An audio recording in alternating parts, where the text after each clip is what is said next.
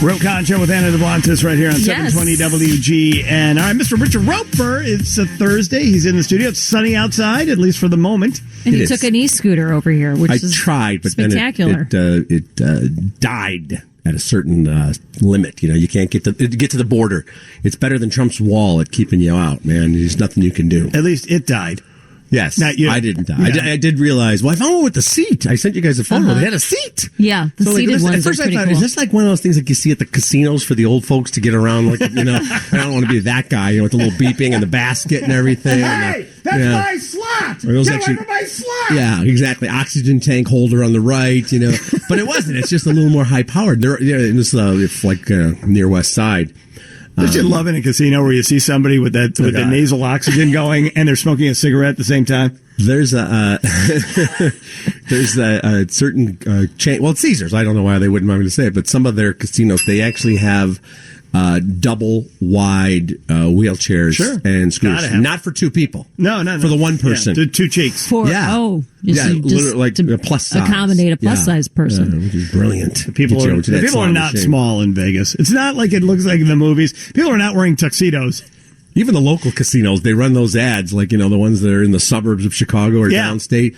And I'm like, I never saw Daniel Craig with Penelope Cruz, but they're in the ad, basically. You know, the guy with the tuxedo and the bow tie's undone. Vince Van Patten, right? Yeah. Is your buddy? Yeah, that's right. He's in all those commercials. Wearing the bow tie and the tux. The right. bow tie untied, that's right? Vince, and it's kind of just dangling there, and he's like doing his thing. You're like, oh, he looks really cool. Yeah. Yeah. People don't dress up for the casinos in the Midwest at all. Well, he got dressed up to shoot that commercial in a casino, and that was the last time anyone's seen that. And last time that anybody's been in a tux. Yeah, and, you know, Vince dated Farrah Fawcett when he was 22, so try to keep up with him, you know? I know. He's something. He was a tennis pro, wasn't he? Yeah, tennis pro. We're going to have him actually visit. I've got him coming in a couple of months to say hi to you guys. We love that. Actually. He's a really good guy. Hey, all right, we're going to do some movies here, but we should also mention Jacob Dylan is going to be here tomorrow on this very radio program.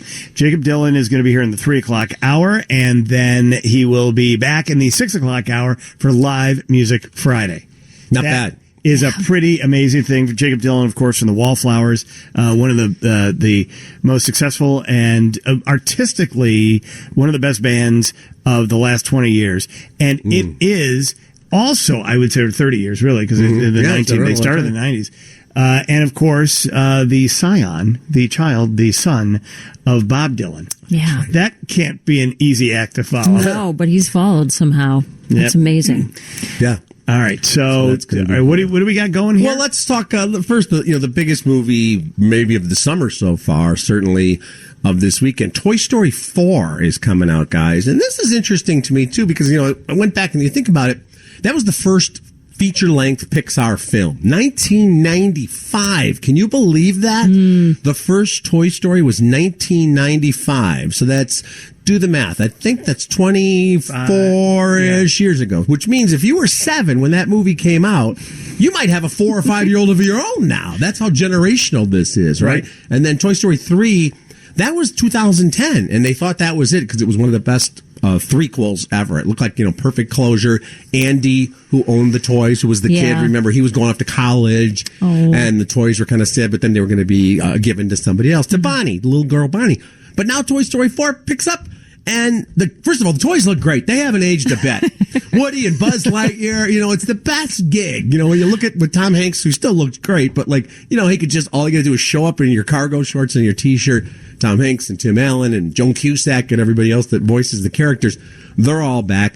So Toy Story 4, the setup here is the toys are all with Bonnie, but she goes off to her first day of preschool and she creates her own toy and calls it Forky. She takes a spork, like one of those utensils, attaches some popsicle sticks to it and puts some little googly eyes on it, and it comes to life as Forky, the new toy. But then Forky gets lost and all the toys have to go searching for him, including Woody, because that's his main mission now, because that's Bonnie's favorite new toy. So they go on the road, which is clever, which gets us a chance to go to carnivals and bring other kids into the story. And we got a clip here. Do we have a clip do we have Duke Kaboom? let me set this up very fast. There's also a toy. My favorite toy, new toy, is a 70s, 80s action figure, like a motorcycle daredevil guy, kind of like an Evel Knievel. So it's the guy on the motorcycle. Remember, you'd get that, and you wind it up, and then it would go like 2 inches and then fall over. Right, and the whole idea was he'd go over the handlebars. Yes, exactly. Right. Just like Evel Knievel. Yes, yeah. and it was really every time there was a spinal cord injury in your house. We were practicing that in the 1970s. With the toys, yeah. So the basis here is he's a French action figure who was abandoned by his kid on Christmas morning because the kid took him out of the box, and then he found out the toy couldn't do all the things you could do in the TV commercial and threw him out. So Duke Kaboom is like, no toy can do what's in the commercial. So this is Keanu as Duke Kaboom joining the rest of the gang. Hi, Duke. Who's the cowboy? Duke, meet Woody. Woody, meet... Duke Kaboom, Canada's greatest stuntman. Huh. Oh, yeah. Huh. Huh. Yes. Huh? He's posing. Huh. Duke, we need Hold on, one more. Oh, yeah. What brings you back, Pete?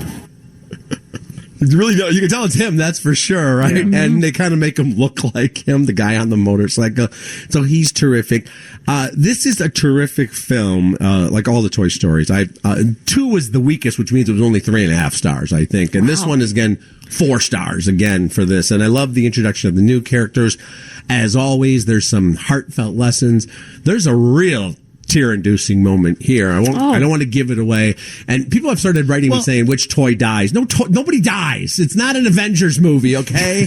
But it's somehow they do. They rip at your heartstrings. They and really all of do. them. Lauren and I were talking earlier how you cry at just about all of them. You really There's do. some life lessons in and there's a little bit more, on the first one, most of them actually, you almost never even see the humans. You just see their feet or whatever. There's a little bit more of the humans here. And there's a story involving one little human that's just... Anna, you shouldn't even watch it. No? You shouldn't even watch it because the character involved is about the exact same age as your daughter, and you're just going to be like, it's sad, but nobody gets killed. Spoiler alert. Nobody, they never show these toys going off to receptacle land or anything like that or getting crushed. Although they can get hurt, because like there's a scene where a cat is chasing some plushie toys, and they know if that cat catches them, they're going to be all stuffing, right? And Key and Peele play 2 carnival stuffed animals who have been stuck on the wall in the arcade game forever because those games are rigged, and they dream of one day being free. And they got Key and Peele voicing the guys, which is kind perfect. of sad in itself. It is. But they dream of the one day getting the revenge against the carny that just sits there, trying to win the toys, man. So will Lauren cry in this one? Yes, because she says she's cried. Have you cried in the past? She's a Pixar kid, Yeah, Lauren's a Pixar kid. I mean, you grew up probably watching this, right? You did. Yeah, 89, so perfect. Yeah, you were the target age for the first one, and of course everybody has them in their home video library. I will say this, and I caution parents of maybe 5-year-olds, I'd be careful because there's some really creepy crazy stuff. The urban legend, which I don't think is urban legend, is they never test for drugs in the Pixar lot because there's a lot of baking going on with the creative geniuses. And there's always 1 or 2 scenes where you're like, what is happening here? In this movie, Fantasia-esque? Yes. Well, this one features some really scary...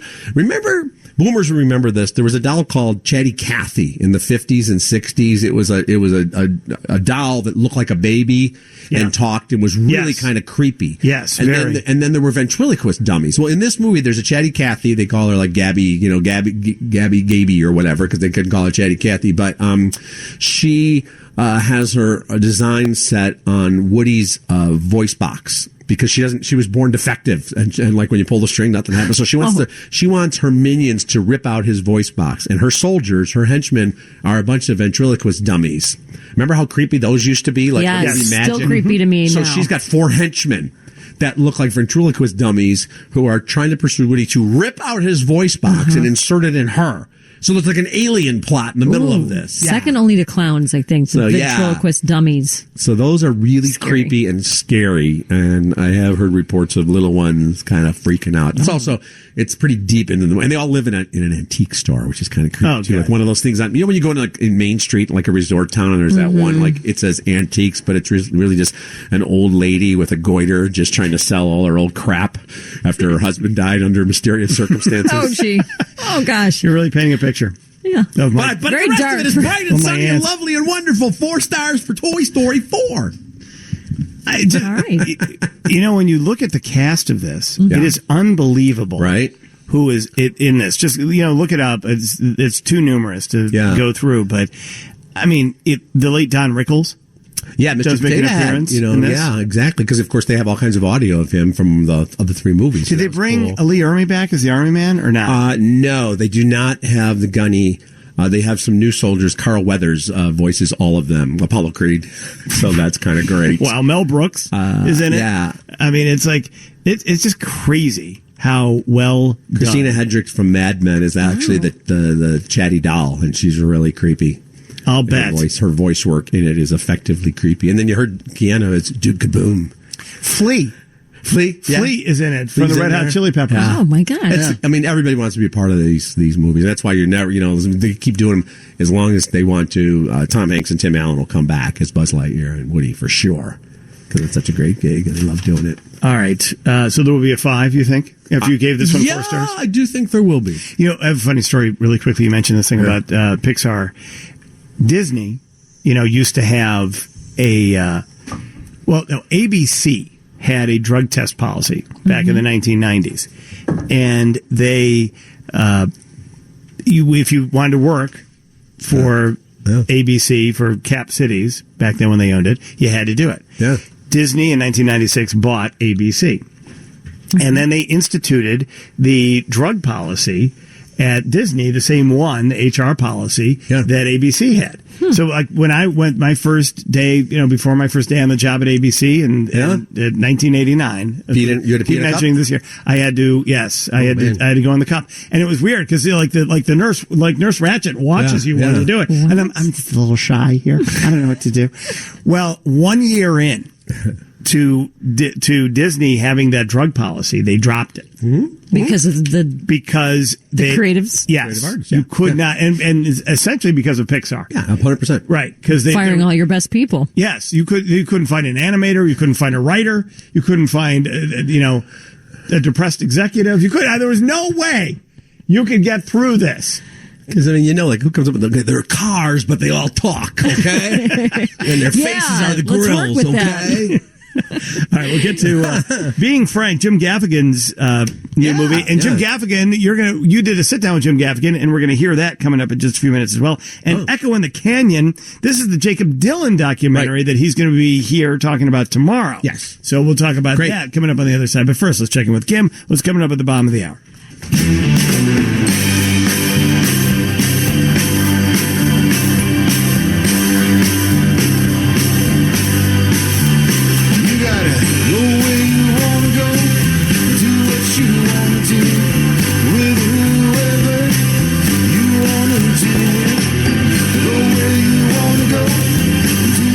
Jacob Dylan. Jacob Dylan, of course, was with the Wallflowers for many years. One of the greatest shows I have ever seen in Tinley Park. Wow. Whatever the hell the name of that theater is at the time. It's always changing. Yeah. They're one of my favorite bands of all times. And he has done this documentary, which Roeper's about to tell us all about, that looks back at an era in music history in Southern California in the 1960s, where bands like the Beach Boys and the Byrds specifically, they changed the sound of music, right? Absolutely. The movie's called Echo in the Canyon, Laurel Canyon, which is in Hollywood Hills. It's the great thing about it is it's this paradise, but you could almost see Sunset Strip from Laurel Canyon. So all these acts started, living up there in the early and mid 60s. There's one great shot in the movie. They show a map, and it's like, there were still people like, Lon Chaney lives there. But then, David Crosby, Graham Nash, the Beach Boys, got a place up there, and all these other different artists, Mamas and the Papas, Michelle Phillips and John Phillips. And Graham Nash tells a story about how you just get a knock on your door and someone say, "Hey, I'm working on a song. Let me play it for you." And this is specifically about that kind of folk rock, that jingle jangle guitar that the Byrds made so famous, that even the Beatles picked up on it. Actually invited the Byrds to London. George Harrison was the second person to ever get a 12-string Rickenbacker guitar after Roger McGuinn of the Byrds, and even sent him notes saying, "We're basically going to take your song and have some fun with it and change it around a little bit." But the creativity there is amazing, and the cool thing. So Jacob Dylan got together a bunch of other musicians, Beck and Fiona Apple, people like that, to Jade, who's I think she's going to be here with him singer. tomorrow, She's right? going to be with him. In fact, that Go Where You Want to Go, which is Mamas and Papas, they duet on that. Dedicated to the One I Love. All those great Mamas and Papas songs that were Michelle Phillips, John Phillips, Mama Cass, Denny Doherty. They did. There's an album. They actually did a tribute concert. Looking back at the 50th anniversary of Laurel Canyon. So the cool thing here is when you're Jacob Dylan, he's huge, obviously a great musician, also a huge fan of the music. Also, everybody will get a call from him and say, sure. Ringo Starr will say, sure, I'll talk to Jacob Dylan. He might want to talk. If it's Rokon and Anna and Rich doing a documentary, Like, you might not get everybody to do it. But, Jackson Brown says, come on up to the house. In fact, also has the last filmed interview with Tom Petty, which is really, bittersweet to see here.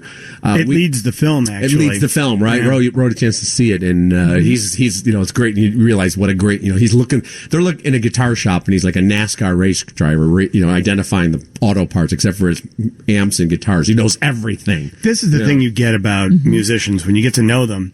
They are geeks. Right? Yes, this absolutely. is a big. The thing is they get up and they front these rock star things, and there's a whole thing in this movie about how much of the art is really the math of the art for these guys. Yeah. And then how they're stealing from each other. And there's a debate. Absolutely, yeah. There's actually a debate in the film, and it's fascinating. It's the first time you hear these guys talking about it. What's the difference between lifting and stealing? Yeah, That's interesting. And you mean in terms legally or just in terms of your friends No, don't get mad at you? Well, artistically. The second thing, Annie, exactly. Well, you look at something like, Hey, Mr. Tambourine Man. Mr. Tambourine Man, which the Byrds made a huge hit of, was a Bob Dylan song. But then there's like Turn, Turn, Turn. I mean, that's all biblical verses in it, So, and some of these other songs were Pete Seeger and the old time folk guys had done them, but they did them based on, those things that are called, traditional, because no one knows who wrote them, 100 years ago. We've got a scene here where Jacob Dylan is interviewing David Crosby, who was, of course, obviously Crosby, Stills, Nash Young, but before that was in the Byrds. Who got kicked out of the Byrds because he wanted to write a song about how he was in a threesome. And they're like, we're trying to change the world here with Turn, Turn, Turn and all these songs about, the chimes of freedom. And he's like, yeah, but I was with two chicks and I wrote a song called Triad. And they're like, we're not doing that song, David. But this is Jacob Dylan just talking to Crosby, about somebody else they have in common. After they were through using the studio at night, we would go in there and rehearse. And it did the Byrds a great deal of good because we would have to listen to it back. If you hear how awful you are, then you work harder. Mm-hmm. And so that's exactly what we did. And then after we started to get good with it, Dylan showed up. You have to be more specific. You mean there's more than one? Yeah. Bob showed up. Okay. And because he had heard we were doing Tambourine Man. He listened to us play it electric, and you could hear the gears turning, He knew he wanted to do that immediately. What is interesting about this is, and you reviewed this, the Rolling Thunder review doc that is also out, documentary about Bob Dylan's tour in 1975. That's a Martin Scorsese film. Mm-hmm. That's on Netflix. These two are out simultaneously. It is great back-to-back viewing because even though you get a little confused, you get to see a really interesting moment in American music history. Yes. That's right great. there in a 10-year arc. It's really fascinating stuff. So tomorrow, Jacob Dylan is going to be here, and we're going to be talking to him along with Jade. They're going to do a performance for us amazing. That will play in the 6 o'clock hour for Live Music Friday. Awesome. Live on tape Music Friday is what it's going to be, but recorded in Studio G. And then you have not given a star yet to this. You want to wait till tomorrow, or are you going to do it today? No, let's do it today. 3.5 stars for Echo in the Canyon. Wow. I don't really have any complaints about it. I actually would have liked to seen a little bit more of the original acts. As great as the cover stuff is, too. I mean, there's only so much expensive that is. Well, that's true. And I do say, I love all the old TV clips with Dick Clark on Bandstand. Right. When he says to Brian Wilson, why don't you introduce yourself and tell us who everybody else in the band is? Because they were, or he said Neil Young at one point. He goes, now who are you? And he goes, I'm Neil Young from Canada, and this was my friend David Crosby, because they were all just up and comers at the time. Yeah, it's crazy. So a lot of great old, and then a super cool moment. Michelle Phillips and the Mamas and the Papas watching Jacob Dylan and Jade do one of their songs, and she was just like, I can't believe how cool this is. Yes. Yeah, it's excellent. This is a really excellent film. All right. Kim Gordon's got the WGN News. And then we will hear about Being Frank, Jim Gaffigan's new movie. Yes. Chicago metropolitan area, Northwest Indiana's very own Jim Gaffigan will be talking to us about this. And you'll get the review, and then you'll hear from Jim Gaffigan as well. Okay. All right, let's talk about Being Frank, Jim Frank. Gaffigan, very quickly, and then we'll play your interview with him. I'm giving 3 stars to Being Frank. Jim Gaffigan is perfectly cast. It's set in the 1990s. He plays a regular everyman dad with a wife and a gun from Breaking Bad and 2 kids, teenage son and one girl that's about 10 or 11. Perfectly normal life, except for as his 17-year-old son discovers quite by chance one day, turns out he also has another family in another town about 2 hours away, a wife and 2 kids. And you think that's ridiculous. Remember, there was a correspondent by the name of Charles Kuralt who was on CBS and went on the road. And when he died, people found out there were 2 families. That's why he was on the road. So it really happens in real life. And Gaffigan is perfectly cast because the guy's a terrible human being. He's married to 2 different women. He's got 2 different sets of kids. He keeps it from them for 17 or 18 years before the secret's in danger of coming out. But we still kind of like him because it's Jim Gaffigan. And his logic for why he has the 2 families almost makes sense. What? So it's dark and weird, but he's a really good actor. Jim Gaffigan has played on Broadway. He was in the Chappaquiddick movie. He can do drama. 3 stars for Being Frank. And we had a chance to talk to him just a week or so ago about the movie and much more. The last time I saw Jim Gaffigan, I was told you were going to be performing or you were going to be making an appearance. And I never know what that exactly means, making an appearance at the opening of the Chicago club Tao. Yes. And it turned out there were 12,000 other people there that night. Well, it's interesting because, like normally nightclubs, they get like a Kardashian or Paris Hilton, but like, you know what? How about that middle-aged, pudgy Midwestern guy to open this cool, trendy nightclub? But it was for Michigan Avenue magazine, some cover reveal thing. Yeah, which was, all very cool. Yeah. But I believe your brother was there too, who was greatly amused by watching you try to navigate the crowd there. And then you were introduced, but the DJ kept playing the thumping music while people were having drinks made of cotton candy. It was, things like that. It was so absurd, but it's a blast. It's just the weirder the better, right? The weirder the better could be the title of the next Jim Gaffigan special. You've got another one coming up, but we're here first and foremost to talk about Being Frank. Yes. It opens June 21st in Chicago. We want to make sure people know that. I had a chance to check it out. Congratulations on your performance. As you know, it is rated R. It is. And I didn't know that. The MPAA in their infinite wisdom has said this is rated R for language, some sexual references, and drug use. I think this was their chance to finally say, and mild bigamy. Wouldn't that have been a nice thing to add to it? It's so interesting. I guess I don't think of it as an R movie, but I guess there is some cursing in there, I guess, or what? I don't know. This is your wheelhouse, but like, it doesn't seem like there's no overt sexual scenes, are there? I mean, not unless I saw a different version of it, but it's that mild drug use that always gets the MPAA up in arms. You can kill millions or billions of people and you'll still get the PG-13, but if there's a bong or a boob, you're in big trouble. Yeah. Fascinating. Now, this is the kind of movie we do have to reveal the main plot story here, so why don't you do the honors and tell us? Well, I play a guy, Frank, who, as is quickly revealed at the beginning of the movie, has 2 families that do not know about each other. It's set in the 90s, before pre-internet, where you can Google and discover that dad has a second family. And during the course of the movie, it's discovered by one of my teenage sons. He uses that as an opportunity to blackmail me, but then things kind of unravel, and that's kind of the setup. Well, it's interesting you mentioned I think it's 1992, the setting, which is key, because I think if you try to do that in modern times, people can Google and track each other. I was once told by a famous, let's say, ladies' man that back in the day, all you had to do was you could go to the Vegas Hilton, turn off the phone for 3 days and disappear, which is what your character's actually able to do. Frank, Frank, kind of a double entendre there. He's a ketchup magnet, and I don't think we've had a lot of movies about the ketchup industry, about ketchup leadership. We haven't had enough. But it's relatively uncomplicated for him for many years, because he simply tells one family, I'm going to Japan. Yes. Right? The business is expanding internationally. I don't know. I think and through the course of doing screenings of this film, it's been revealed that there are multiple people that have had more than one family. And it seems like, on hindsight, or even describing it here, it seems rather absurd, but a lot of people know people that have had two families. Charles Kuralt was on the road. It was the greatest cover of all time. People might not remember him.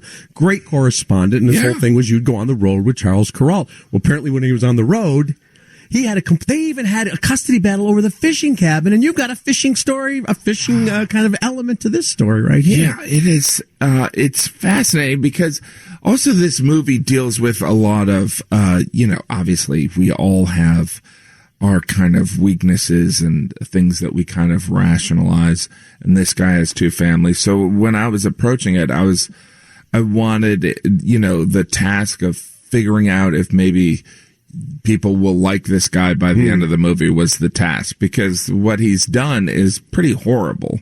And the betrayal of these two women and the two families is pretty staggering. But that was kind of the task, was like, maybe I can make this guy likable. Because we all have, things that we've done that were not nice. Well, you bring your Jim Gaffigan-esque likability to this. I think that's a key part of the casting. Yes. A lot of times we all like to think we can just lose ourselves in the performances, but I think, the fact that you are so well liked and you bring that, you have that, kind of cred going in, I think it helps with the casting here. So we kind of want to like this guy, even though we know he's doing some terrible things. He's done, it's pretty dark when you think about it. And it's fun how, like, at the end, it doesn't have kind of a simplistic ending where people are like, all right, you know what?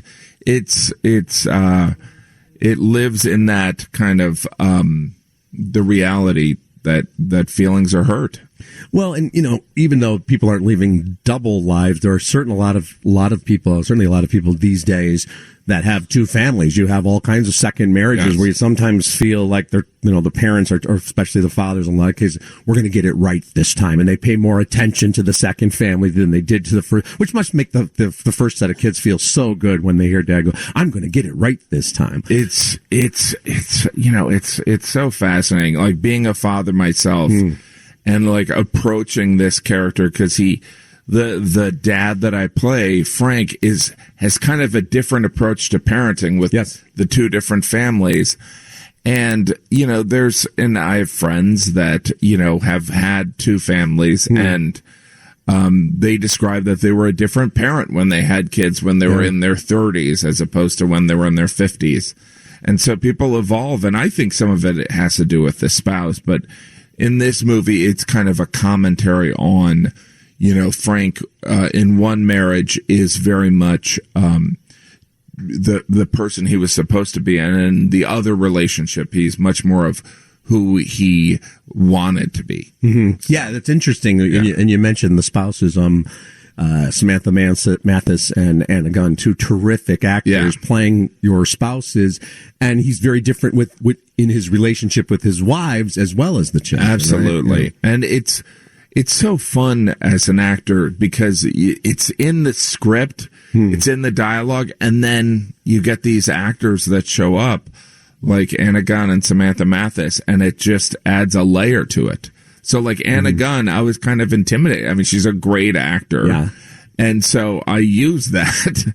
And then Samantha is just such a sweetie. So it's like I use that. Yeah, so absolutely. I mean, and so in the one family, you're kind of almost like the traditional father, and she's a traditional, and they're, disciplined with the children, and here are the rules, and we're going to sit and have dinner together and everything. And then, he gets to go to this other family. She's an artist, and the kids are free to do their own thing. Yes. So it's almost a wish fulfillment for you as well, for your character. Absolutely. I mean, I look at my my life. It's like I lived across from this Catholic church for 15 years, never went in it once, then met my wife and got married in that same church.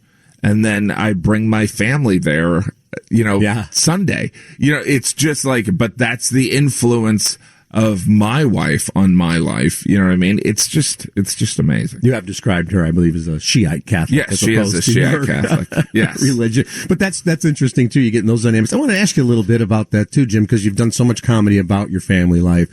and your kids now. How old is your oldest now? 15. So are the kids getting to the point where they're like, don't use this? They're not. It's interesting because I have all this new material, and I dragged my 13-year-old son to see a set. Just because it's like I promised my wife I'd get him out of the house. And take him to a show. And there was some stuff where I talk about him, and he wasn't bothered at all. Now, that being said, I'm not revealing embarrassing things about them. Again, most of my stand-up is the biggest target is me. Right. You know what I mean? So or it's like me, so if I'm talking about being a parent, it's like I suck at it. You know what I mean? Yeah, you turn it back so on yourself. it's not, I'm not saying anything that would embarrass them. Of course, you're going to continue. You've got stand-up specials coming up, I know, and live tour dates, but it's been great to see you also do dramatic roles. And this role, yes. I really feel is equal parts. It really is a comedy and a drama, but you did that championship season, which you were amazing, and I got a chance to see you in that. And Chappaquiddick, another great film. Are you doing more drama as well? I know you're always going to keep doing the comedy, but is that a different challenge? You get to work on different acting muscles.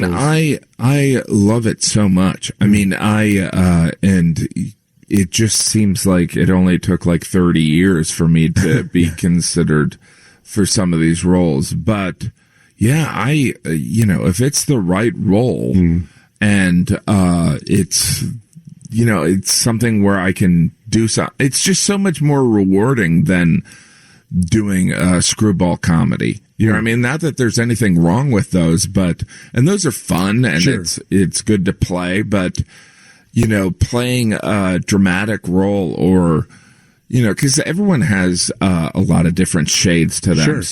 Playing, I've got something, Them That Follow, which is coming out, I think, in early August, where I play a West Virginia father who is, in a snake healing community. It's that's fun. Yeah. That's, and having young children, it's really, it's like dress up. You know what I mean? It's not that different. And, but I love doing both of them because if I do stand up solely and I don't have acting, I can burn out. But if I, And acting is so filled with such rejection, and it's so weird to shoot something and then a year later or a year and a half later talk about that movie.